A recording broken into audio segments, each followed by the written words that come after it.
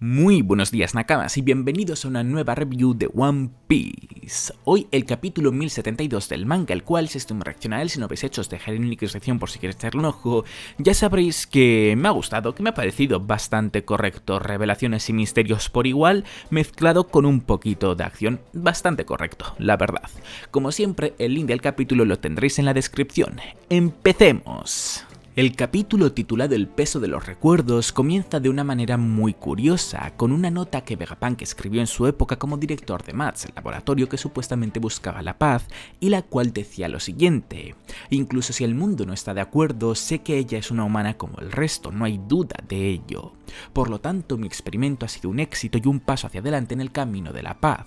Nota que termina con la firma de Vegapunk y que directamente nos mueve con Bonnie, quien en su forma de niña está llorando tirada en el suelo diciendo que ha debido de romperse un hueso, generando tanta pena y preocupación en Vegapunk como para que éste salga de su escondite y se dirija hacia donde se encuentra mientras pide auxilio para Bonnie a gritos, cayendo por tanto de lleno en la trampa de la supernova, quien usando una técnica llamada futuro distorsionado pasa a su forma adulta pero con una anatomía realmente peculiar,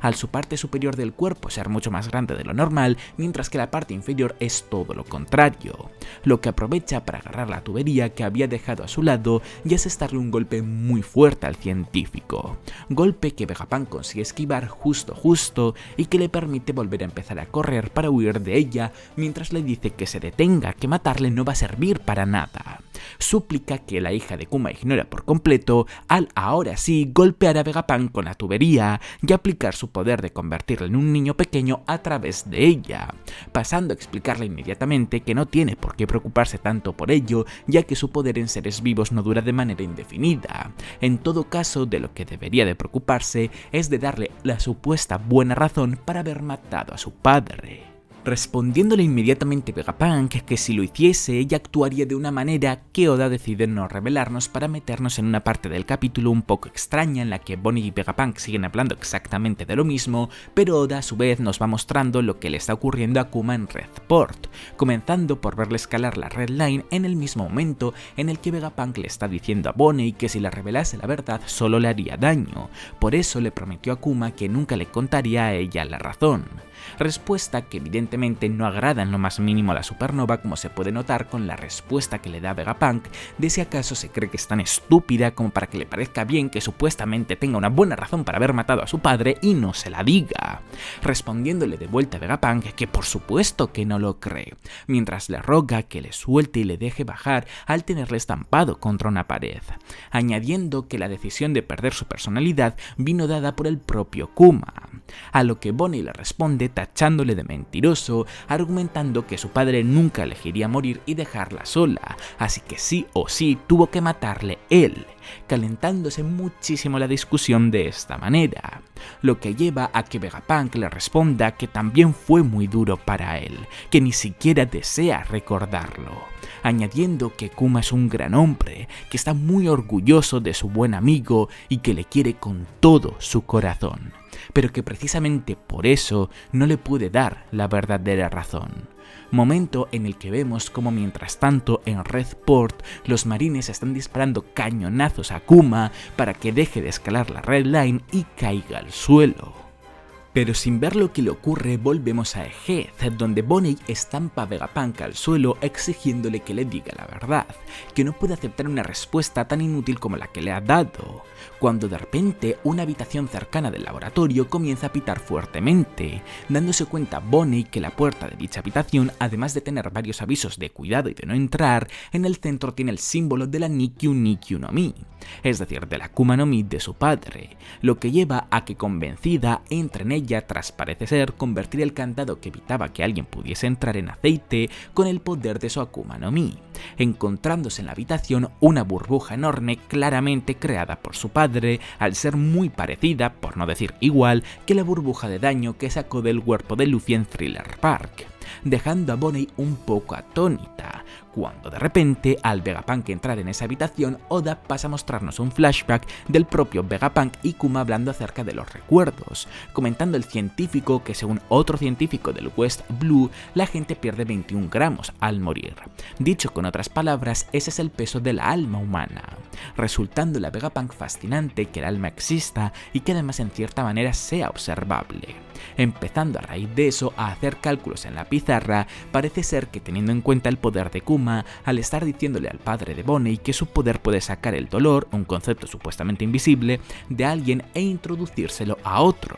Es decir, es como enviar las señales del sistema nervioso periférico a través de una radio, pasando a preguntarse qué pasaría entonces con las cosas relacionadas con el corazón y la mente, como los recuerdos o las imágenes mentales. Al fin y al cabo, estas cosas son señales emitidas por las neuronas. ¿Cuán grandes serían? ¿Cuánto pesarían? A lo que Kuma le responde, si acaso con todo esto que está diciendo, lo que quiere es que produzca memorias y se las enseñe, si acaso busca avergonzarle, suplicándole a Vegapunk que por favor lo haga, que podría ser un gran avance para la ciencia, prometiéndole ser el único que mirara en sus recuerdos, respondiéndole de vuelta a Kuma con un no rotundo, y con Vegapunk suplicándole más y más, es como volvemos al presente con el propio científico diciéndole a Bonnie que ni se le ocurra tocar la burbuja, que contiene tanto dolor como para que sea letal, que ella mejor que nadie debería de conocer los poderes de Kuma.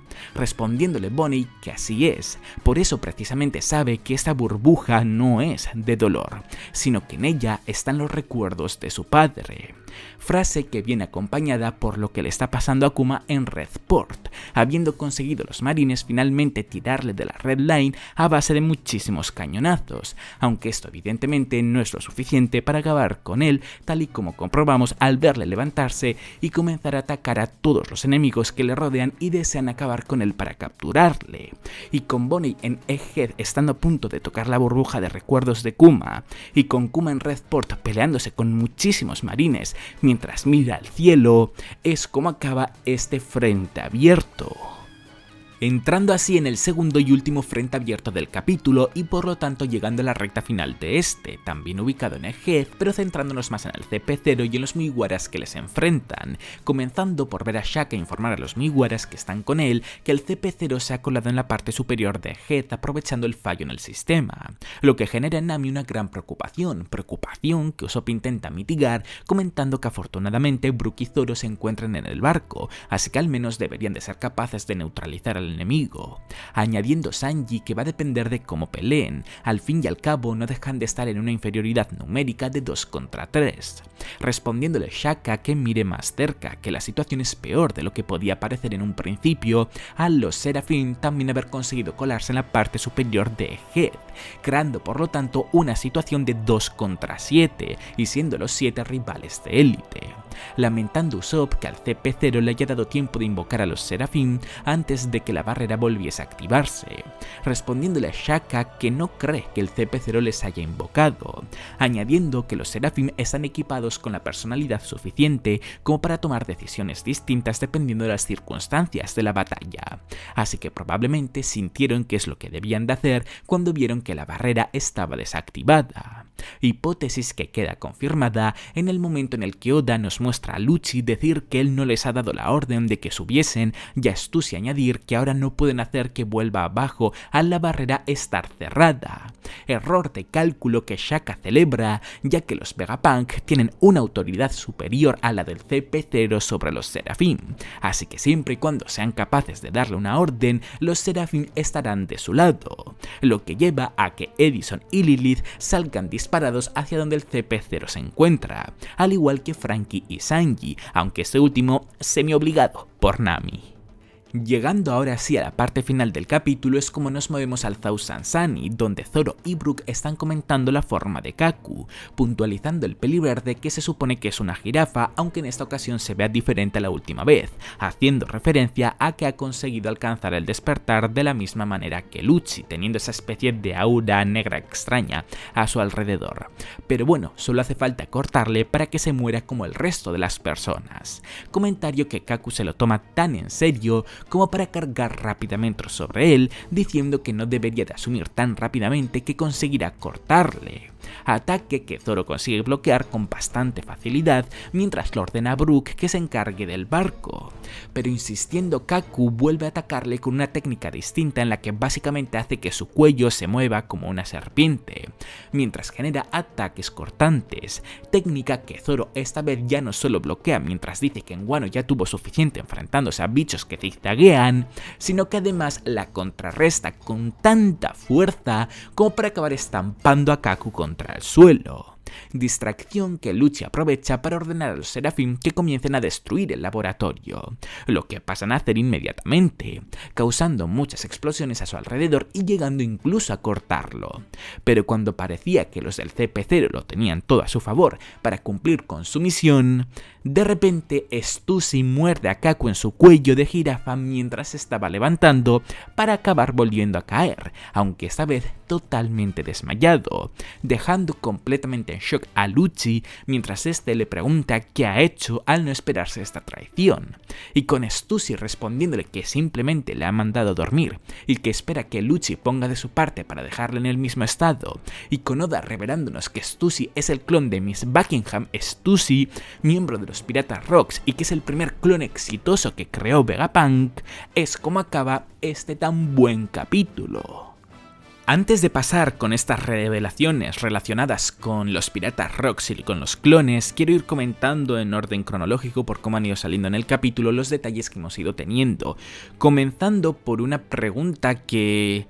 A ver, siendo One Piece, evidentemente de base todos vamos a pensar que es muy complicado, pero que sinceramente es algo que se me ha pasado por la cabeza mientras lo estaba viendo, y es si acaso Kuma morirá. Porque la sensación que me estaba dando Oda con ponernos a la vez el tema de Bonnie y de Vegapunk, de saber la razón por la cual le había matado, entendiendo haberle matado como habiendo hecho que perdiese toda su personalidad, recuerdos, etc. Y ver a su vez cómo le están metiendo, entre comillas, una auténtica paliza a Kuma, más porque le están disparando con todo lo que tienen y porque le están atacando muchísimos personajes, que porque realmente hay alguien allí más fuerte que él, pues me daba mucho la sensación de que Oda estaba como creando un momento en el que quisiese mostrarnos como la muerte de Kuma y a su vez Bonnie, digamos que dándose cuenta de algo. Así que no me extrañaría del todo que quizás todo esto que hemos visto en este inicio de capítulo culmine en el siguiente, bueno, cuando toque, vaya cuando sigamos con el tema de Bonnie y con el tema de Kuma, y que justo cuando Bonnie esté viendo todos los recuerdos de Kuma y averigüe quizás la razón por la cual Kuma decidió quedarse de la manera en la que lo está actualmente, sea justo cuando Kuma muera definitivamente y muera del todo.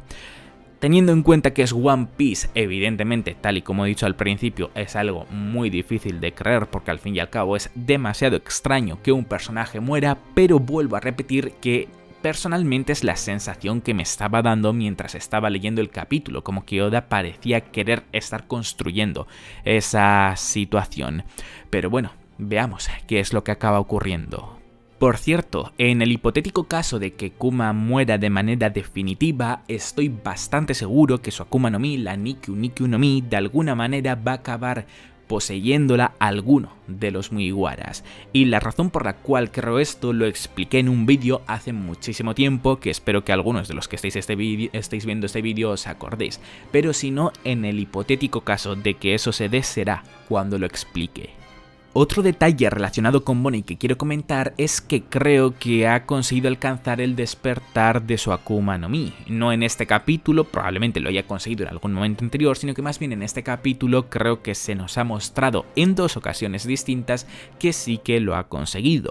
Y para argumentar este pensamiento me voy a basar en dos teorías. La primera es una de la que llevo hablando desde hace muchísimos años y la segunda es otra que leí anoche por parte de Greg. Greg, un muy gran fan de One Piece, que llega incluso a escribir columnas en la página web oficial de One Piece, es decir, contratado desde Japón, aunque bueno, él técnicamente vive en Japón, pese a que creo que es estadounidense, pero vaya, la cuestión es que es un gran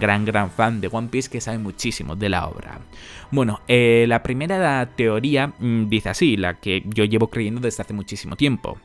Y es que de la misma manera en la que un usuario paramecia parte de su despertar consiste en aplicar tu elemento, o en el caso de que tengas una especie de elemento en tu poder, en lo que te rodea, creo que muy estrechamente relacionado a eso, también lo que se puede hacer cuando consigues despertar tu Akuma no Mi es ser capaz de aplicar tu poder en un arma o con un arma. Es decir, tal y como hemos visto en este capítulo, Bonney ha conseguido convertir a Vegapunk en un niño no tocándole con la mano, sino que tocándole con la tubería. Por lo tanto, ha sido capaz de traspasar su poder al arma que estaba tocando y el arma ha aplicado el poder de Bonney sobre Vegapunk. Y esto se me ocurrió por primera vez cuando estuve pensando acerca de lo extraño que me parecía que Shirohige no hubiese alcanzado el despertar de su Akuma no Mi, o que al menos no se nos hubiese mostrado, pero luego repasando varias cosas vi que él era capaz de usar el poder de la Gura Gura no Mi y crear terremotos ya no solo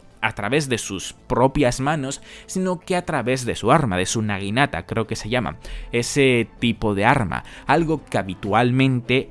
casi todos, por no decir todos los usuarios de Paramecia no pueden hacer. Quizás la excepción está un poquito en Law, pero tampoco lo considero una excepción como tal,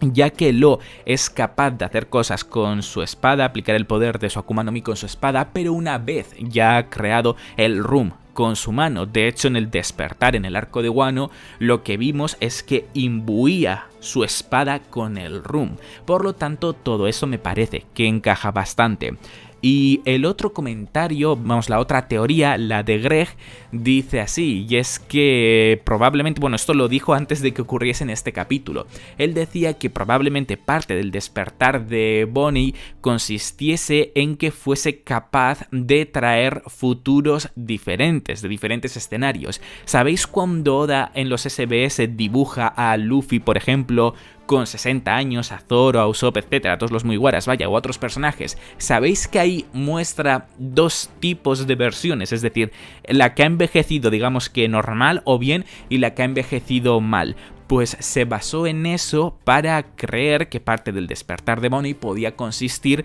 en ser capaz de modificar ese hipotético futuro o probablemente también el pasado. Y en este capítulo precisamente hemos visto a Bonney usar esa técnica que no había usado hasta ahora. Ha sacado una versión del futuro de sí misma distorsionada, conteniendo el cuerpo muy grande, la mitad superior, y la parte inferior muy pequeña, la mitad inferior muy pequeña. Así que si juntas todo esto, me parece que tiene bastante sentido pensar que Bonney también ha alcanzado el despertar de su Akuma no Mi. Antes de pasar a hablar del tema de los clones, quiero comentar unos últimos dos detalles relacionados con Stussy muy breves. Además, el primero de ellos es que Akuma no Mi posee, y es que al igual que la mayoría de vosotros, yo también creo que posee la Zoan mitológica del Sucubo. ¿Por qué la del Sucubo y no la del vampiro? Pues porque la del vampiro ya existe en un videojuego, y aunque no sea canon, normalmente Oda permite a personas que hacen historias no canon de One Piece en videojuegos, obras de teatro, etcétera, etcétera, que usen esas Akuma no Mis porque él no piensa usarlas en un futuro, y en todo caso, si quiere usar algo como eso, tiende a hacer algo simplemente similar en lugar de usar exactamente la misma Akuma no Mi. Por lo tanto, es mucho más probable que tenga la Zoan mitológica del Sucubo que la Zoan mitológica del vampiro. Y el segundo detalle es si realmente Stussy es la aliada de la que hablaba Vegapunk en el pasado capítulo. En principio tiene sentido de que así lo sea, porque lo del aliado lo descubrimos en la recta final del pasado capítulo, y este capítulo ha empezado hablando del tema de los clones, de cómo, bueno, hablando del primer clon exitoso de Vegapunk, y ha terminado con el hecho de revelándonos que ese primer clon exitoso de Vegapunk es Stussy, y que además, por lo que estamos viendo, está a favor de Vegapunk, así que como que encaja bastante bien que ella sea el clon. la aliada. Cabe la posibilidad de que no lo sea porque sería un poquito extraño que hubiese podido comunicarse con Vegapunk de manera tan sencilla estando delante de Lucci y de Kaku, por lo tanto cabe la posibilidad de que todavía haya algún otro aliado por ahí que tenga que aparecer y simplemente Stussy ha actuado de esa manera porque está viendo cómo están a punto de cargarse a Vegapunk por estar destruyendo su laboratorio y ha dicho hasta aquí, no voy a dejaros hacer más, y se ha metido en medio pese a que nadie se lo haya pedido y que por lo tanto el aliado todavía siga por ahí pendiente de aparecer. Pero bueno, lo más probable en verdad es que sí que sea Stussy, la aliada a la que se refería Vegapunk en el anterior capítulo, tal y como se nos ha presentado al inicio de ese capítulo y al final de este capítulo. Vale, ahora sí pasemos a hablar acerca de los Piratas Rocks y de los clones. Lo primero que quiero comentar es lo que ya comenté en la reacción de ayer, y es que estoy bastante seguro que Miss Buckingham Stussy es Miss Bucking, la madre de Weevil, y que por lo tanto Stussy es el clon de ella. ¿Por qué creo esto? Pues por varias razones que me parece que tienen un sentido enorme, comenzando por el hecho de que aquí se nos comenta que Miss Buckingham Stussy pertenecía a los Piratas Rocks, y sabemos, por lo que Marco nos comentó, que Miss Bucking perteneció a los Piratas Rocks. Luego, lo más evidente de todo es que los nombres son increíblemente parecidos. De hecho, es que no es que sean ni siquiera parecidos, es que Miss Bucking es una acortación de Miss Buckingham Stussy, por lo tanto, por esa parte también encaja. Luego tenemos el físico, ambas son rubias, pero lo más importante para encajarlo todo es que hay que tener en cuenta que para cuando Vegapunk creó el primer clon exitoso, es decir, Stussy, probablemente Miss Bucking tuviese la edad y la apariencia que parece tener o que tiene actualmente Stussy, así que son demasiadas piezas que encajan muy bien como para que esto no sea una realidad. De hecho, hasta el punto de que me parecería una troleada por parte de Oda que no fuesen la misma persona, Miss Buckingham Stussy y Miss Bucking, y que por lo tanto Stussy sea el clon de Miss Bucking. Además, creo que Oda también ha hecho que Miss Bucking, digamos, se quede con el nombre acortado para tener más facilidad de diferenciar a Miss Bucking, al personaje de la madre de Weevil, con su clon, y llamarla así Stussy, es decir, poder referirnos a ellos como dos personajes diferentes pese a que uno sea el clon de otro. Claro, esta revelación final ha abierto la veda de cuántos Piratas Rocks han podido ser clonados, porque hoy en día la mayoría de ellos o están muertos o probablemente sean ya demasiado viejos. De hecho, muchos de ellos, por lo que sabemos ya en teoría, están muertos. Así que aquí se ha abierto, vamos, una veda enorme de teorías de quién puede ser clon de quién, comenzando por ejemplo de Weevil ser un clon fallido de Shirohige, lo que, pues si te paras a pensar, la verdad es que encaja un poco. En físico se parecen, no lo suficiente como para decir, vaya, este clon es perfecto, pero sí lo justo para decir, me creo que son un clon fallido. Y la fuerza se supone, de hecho creo que se nos presentó de esa manera, que es la que Shirohige tenía de joven. Así que si tiene exactamente esa misma fuerza, pues como que también encaja bastante lo de que sea un clon. Claro, aquí ya entra un pequeño problema y es cómo narices se mantuvo este clon oculto durante tanto tiempo, o si es que acaso no lo creó Vegapunk, sino que lo ha creado otra persona más recientemente y por eso ha sido un clon fallido. Pero bueno, todo esto supongo que Oda lo puede argumentar de alguna manera. Puede ser que sí que fuese un clon fallido de Vegapunk que lleve existiendo no sé cuántos años y que lo dejasen en un congelador hasta que Miss Bucking